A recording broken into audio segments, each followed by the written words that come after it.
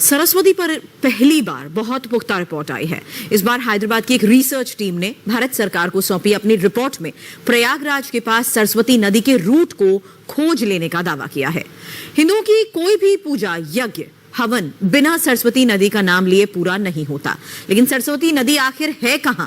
ये नदी कैसे गायब हो गई, किसी को नहीं पता। जिस सरस्वती नदी की प्रशंसा में आर्यों ने ऋग्वेद में रचनाएं लिखी हैं, उसी सरस्वती नदी पर पहली बार बहुत वैज्ञानिक रिसर्च हुई है। क्या है ये रिसर्च जिसकी चर्चा पूरे देश में हो रही है? खास रिपोर्ट में देखिए। क्या भारत की सबसे महान नदी सरस्वती मिल गई है? जिस सरस्वती नदी के किनारे वेदों, पुराणों और शास्त्रों की रचना हुई, क्या उस सरस्वती नदी को वैज्ञानिकों ने ढूंढ निकाला है? ये तस्वीर देखिए, ये है प्रयागराज, ये है यमुना नदी का रूट और ये है गंगा यमुना के करीब एक और प्राचीन नदी का रास्ता जो अंडरग्राउंड मौजूद है। हमने एक फाइंडिंग की है जो कि उसी एरिया में मिलती है जहां पे ये मान्यता है कि नदी विलुप्त हुई है। उसकी उम्र क्या है, वो सरस्वती है या कुछ और है, ये अभी प्रोग्रेस में है रिसर्च। ये जो रिजल्ट्स है जब हम लोगों ने प्रेजेंट किए CGWB में, उसके बाद जो है मंत्रालय में, जल मंत्रालय में किए, तो उन लोगों को भी काफ़ी वैसा लगा कि बहुत ही अच्छा रिजल्ट है, क्योंकि इसका एक तो ये कि माइथोलॉजिकल जो हम लोग को लग रहा है कि काफ़ी अच्छा आंसर मिला है। उसके अलावा जो इसका जल के परिप्रेक्ष्य में कि भूमिगत जल कहाँ कहाँ मिलेगा, कैसे उसका भंडारण अच्छा कर सकते हैं, कैसे pollution from one river to another वो जो है कहाँ कंट्रोल कर सकते हैं, वो सब पिक्चर क्लियर हो गई है।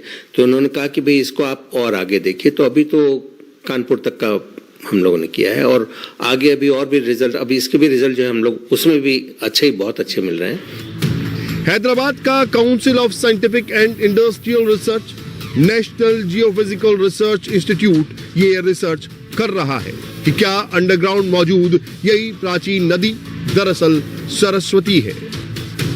बहुत से लोगों को ये जानकर बहुत आश्चर्य होगा कि आर्यों ने सरस्वती नदी को गंगा से भी ज्यादा सम्मान दिया है।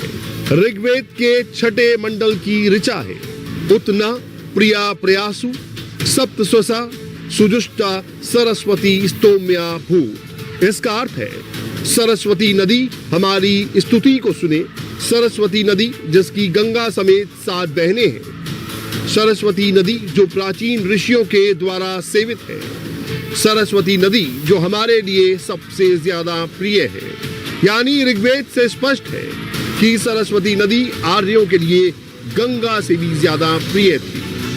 ऋग्वेद के ही दूसरे मंडल की एक और ऋचा है, अम्बितमे नदी तमे देवी तमे सरस्वती। हे माताओं में श्रेष्ठ, हे नदियों में श्रेष्ठ और हे देवियों में श्रेष्ठ उत्तम सरस्वती। यानी आर्यों ने सरस्वती को सर्वश्रेष्ठ मां, सर्वश्रेष्ठ नदी और सर्वश्रेष्ठ देवी कहा। आज तो कोई कल्पना भी नहीं कर सकता कि भारत में गंगा से भी अधिक महान कोई नदी थी। लेकिन अगर ऋग्वेद में लिखी बातों को आधार माना जाए तो इसका मतलब है कि ये भारत में गंगा से भी महान एक नदी सरस्वती बहती थी। फिर सवाल ये है कि आखिर ये सरस्वती नदी आज कहां चली गई? Council of scientific and industrial research, national geophysical research institute भी अब सरस्वती नदी की तलाश में शामिल हो गया है। इस संस्था ने 11 पन्नों का एक रिसर्च पेपर जारी किया है जिसमें 45 किलोमीटर लंबी एक ऐसी प्राचीन नदी को ढूंढ निकालने का दावा किया गया है जो जमीन के नीचे यानी अंडरग्राउंड बह रही है।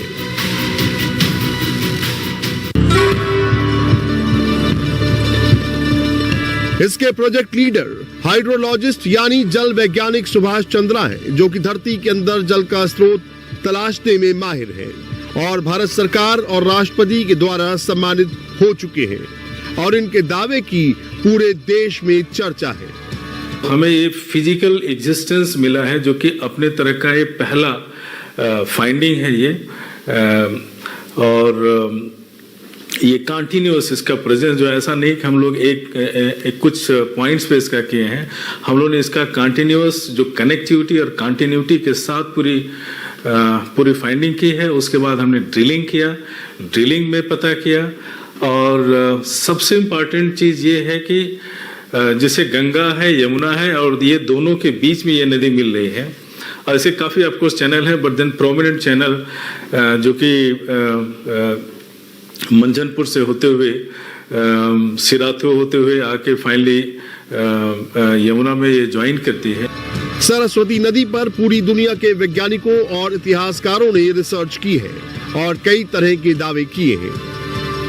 कम्युनिस्ट इतिहासकारों का मानना है कि सरस्वती नदी पूर्वी अफगानिस्तान में बहती है। इसरो की सैटेलाइट तस्वीरों से यह दावा किया जाता है कि पाकिस्तान में बहने वाली घग्गर हकरा नदी सरस्वती नदी की ब्रांच है। कुछ और लोग दावे करते हैं कि सरस्वती हिमाचल प्रदेश के मांडा गांव से निकलती है। और ये चौथा दावा है जब सरस्वती नदी को यमुना और गंगा के बीच में ही तलाश लेने की बात कही जा रही है।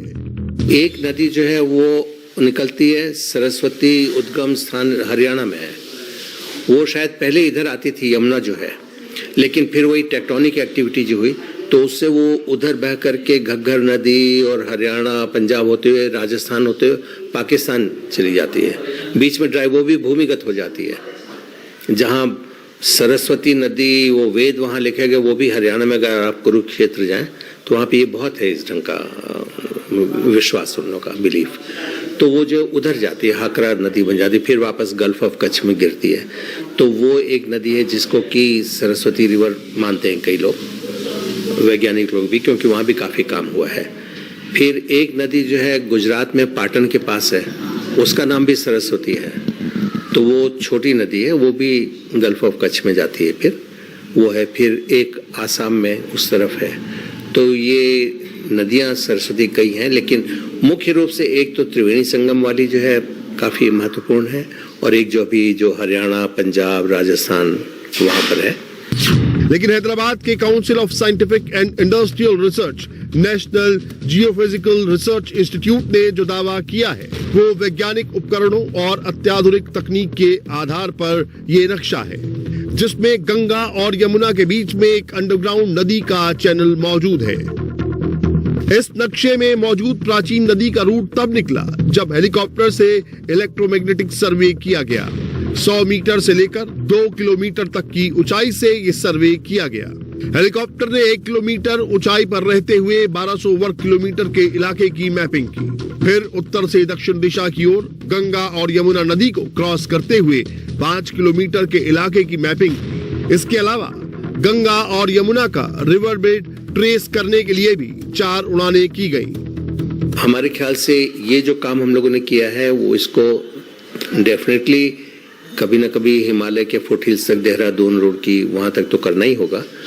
और उससे जो हम लोग को सूचना मिलेगी, उससे जो पूरे उत्तर प्रदेश, और उत्तर प्रदेश ही नहीं, उसमें डाउन स्ट्रीम में भी जो बिहार और वो सब में कई जो कनेक्टेड रिवर्स हैं, वो सब में कैसे पूरे वाटर अंडरग्राउंड वाटर मैनेजमेंट, उसके लिए बहुत ही महत्वपूर्ण सूचना रहेगी। और ये काम होगा, अभी नहीं तो कल। अभी तो हम लोग का काम राजस्थान और जगह चल रहा है। तो अब क्या है कि भारत सरकार भी अभी क्या है, काफ़ी डायनेमिक सरकार है हम लोग की, अभी बहुत ही टाइम ज़्यादा नहीं वेस्ट करना चाहते। इस प्राचीन नदी का ज्ञात रूट करीब 45 किलोमीटर लंबा है, 4 किलोमीटर चौड़ा है और 15 मीटर गहरा है। बारिश के समय ये अंडरग्राउंड नदी 2000 वर्ग किलोमीटर तक के इलाके को सिंचाई के लिए भूजल देती है। दरअसल हैदराबाद की संस्था का काम सरस्वती नदी के रूट को तलाश करना कभी भी नहीं था।